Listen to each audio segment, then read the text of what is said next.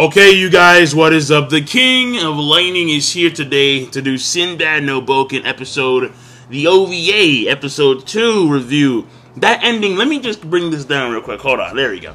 That ending scene, man, that was really cool when Sinbad, he takes care of Serendine, and then he's facing the ocean. Like, yeah, now is the time, finally. I'm gonna change the world. And then you just see like the seagulls on each side, and he's looking real cool.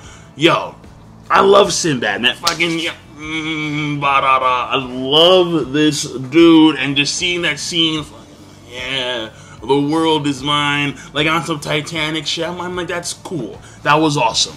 But before I go any further, the episode link I don't think is going to be in the box below. If it's on Crunchyroll, then I'll do it. I'll put it in the box below. If it's not on Crunchyroll, then you guys are on your own.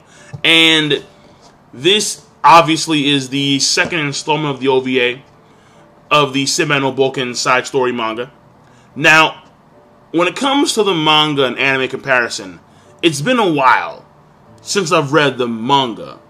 So, I don't know if things pan out exactly the same way in the manga. Like, for example, I think the fight between Sinbad and Drakon, when they're fighting to gain the rights to Ball, I think it was more even after Drakon lost his sword. Where in the anime, after he loses his sword, it's Sinbad, like, fisticuff style, like, just beatdown session. But I think in the manga, it was more even. So I don't remember, because again, it's been a while. But it was still good nonetheless. So even if it doesn't follow the manga exactly, it's still freaking awesome. And I did like how they had this whole thing with Sinbad getting there like a few hours later than the Partavia soldiers who went in there after him. The dungeons are random sometimes. The soldiers are already there getting annihilated by the dragon babies. And now you see the reason why 10,000 plus Partavia soldiers were annihilated and like they never came back. Because this is the Dragon's Den. The Lightning Dragons. I love, I mean, it's one thing to be a dragon. It's a whole nother thing to be a lightning dragon. Dog, yeah. That's epic. That's how you know you're beastly. You're a few pegs above a fire dragon. Just saying. Drakon himself, who's trying to, you know, organize the troops, can't do it. And he winds up being saved by Sinbad. And he gets saved by Sinbad on multiple occasions. And for him, being nobility, being royalty, it's like a disgrace. So at some point, when he fails to enter the door where the giant uber mother dragon was guarding it, and Sinbad saves him, he says, kill me. Kill me. I was saved by a mere plebeian, a commoner. Kill me. And Sinbad's like, what the fuck? You're human before you're a soldier. Of course you want to live, and that makes perfect sense. So when it comes to Drakon, we all know that later on he becomes one of Sinbad's vessels. That's very obvious.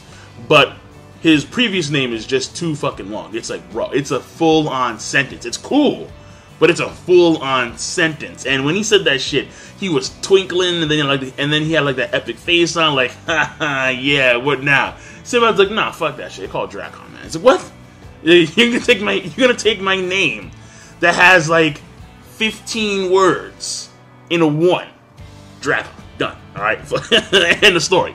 Also, Yunnan hops in there. After they complete the dungeon, you have Drakon teleported to some random location in Partavia. Then you have Yunnan. And Sinbad actually was in the same area where the dungeon was located. And he has all the treasure around him. This is very similar to what happened with Aladdin and Alibaba. And then you have Yunnan save Sinbad. First, he calls forth Ball, and Ball's like, yo, because it was cool. And by the way, Ball, he looks like a lightning Saiyan, which is badass. It's really badass. It has like the dark wing going on. Well, in this case, the dark blue wings going on. He has the horns as a third eye. He looks like a straight up lightning Saiyan. I like it. And hail Saiyan. And then you have Yunnan. He calls forth Ball. With the Sinbad gets help to call forth Ball. He rains down the lightning, and then they bail. He warps him over, and he bails. And to me, obviously, cool scene, because Yunnan Like, almost as if like he knew when Sinbad would be done. Because Yunnan, he's a very strange Magi. He is the Magi that has the greatest veil over him. At least when it comes to the anime perspective. The manga perspective, we're getting to find out more and more about it, Yunnan. And at this point in time, we actually know quite a bit of Yunnan. But for the anime watchers only, don't have a full understanding of Yunnan's character. That's very obvious. Mom dies, pretty sad. But Sinbad, the main thing here is that Sinbad wants to try and change the world. And his mom is, and this may sound fucked up, but it's true. His mom was a burden that prevented Sinbad from moving forward. So in order for Sinbad to move forward, to accomplish his dreams, his goals, his mom had to die. Otherwise, he would still be stuck in that town taking care of her. And that's just the reality. So even though his mom dying is sad, and initially can be perceived as a bad thing, it's actually a good thing when it comes to his life, because he can now lead his life and move on and do what he has to do. Now, when it came to the port city stuff, again, you have Sinbad, and the main thing here about Sinbad is that she's trying to make amends for Drakon's failures. Not because it's of like the duty of royalty, but because she, I think, even though she's married to Drakon's older bro doesn't give a fuck about her. But she cares about little bro, and little bro cares about her. So she, maybe from an older sister standpoint, is trying to make amends for Drakon's failures. Because Sinbad, because he was the one who conquered the dungeon, who's not a Partavia soldier, the civilians of Partavia, that reminds me, Sinbad took all the gold he had and he used it to buy people's ships so they can fish. So Sinbad is revered by the populace to be a hero, but not by the royalty and the nobility and the soldiers. So what happens is they need to take care of him.